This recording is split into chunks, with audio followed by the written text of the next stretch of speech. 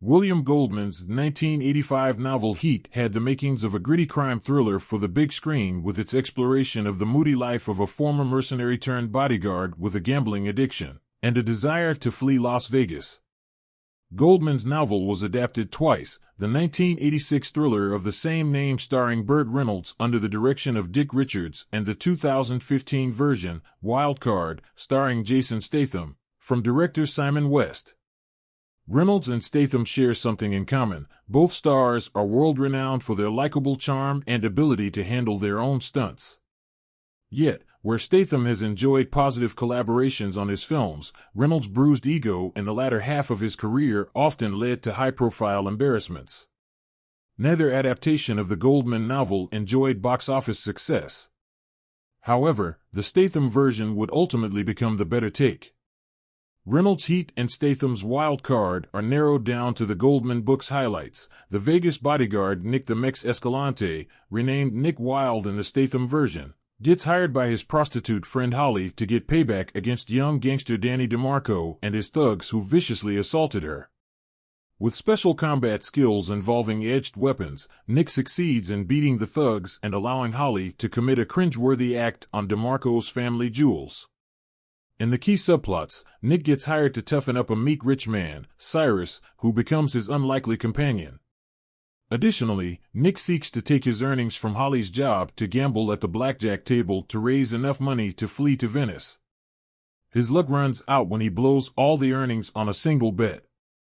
Reynolds saw the Goldman novel as an opportunity to resuscitate his fading movie star status.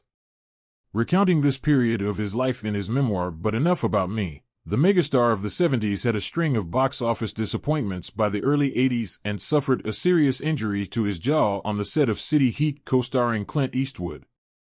On paper, Nick's character had all the qualities that made Reynolds popular: fully masculine, loyal to friends, and a spark in his eye when it came to the ladies. Heat's production was troubled right from the start, beginning with director Robert Altman involved. According to Patrick McGilligan's book, Robert Altman, Jumping Off the Cliff, a biography of the great American director, the acclaimed filmmaker behind M*A*S*H, dropped out when Goldman refused to change the screenplay adaptation of his novel. Richards took over based on his past collaboration with producer Elliot Kastner on the adaptation of Raymond Chandler's Farewell, My Lovely. Reynolds reveals in his memoir that he did not get along with the new director, resulting in a physical altercation that led to a years-long lawsuit. Between Reynolds' fading star power and the behind-the-scenes creative issues, Heat was nowhere near the intense street-level thriller Goldman described in the novel. When Wild Card was made decades later, the film was tailored to the British action star known for his proficient martial arts skills and charming wit. Yet, it went as far as faithfully adapting the original screenplay that Goldman wrote before it was altered in production. The story beats remained mostly the same as Heat, but with one key difference: Statham is more believable as a prime badass in every scene than the aging, tired-looking Reynolds. Unlike the Reynolds/Richards feud, Statham and West already had a positive working relationship with the Expendables 2 and The Mechanic. With both men having a depth of experience in action, the fight sequences have a greater intensity, closer to Statham's Crank movies, than the 70s-looking approach that Heat took on. One clear-cut example is the scene of Nick using edged items against DeMarco's thugs. Heat relies on slow-motion shots and quick cuts of Reynolds striking at the camera to hide his physical limitations with age. Wild Card's version, however, goes even further in cranking the motion of the shots, similar to The Matrix's bullet time technique, for the audience to get the full effect of Nick's brutality. Another aspect of Wild Card that makes it a superior film to Heat is its supporting cast.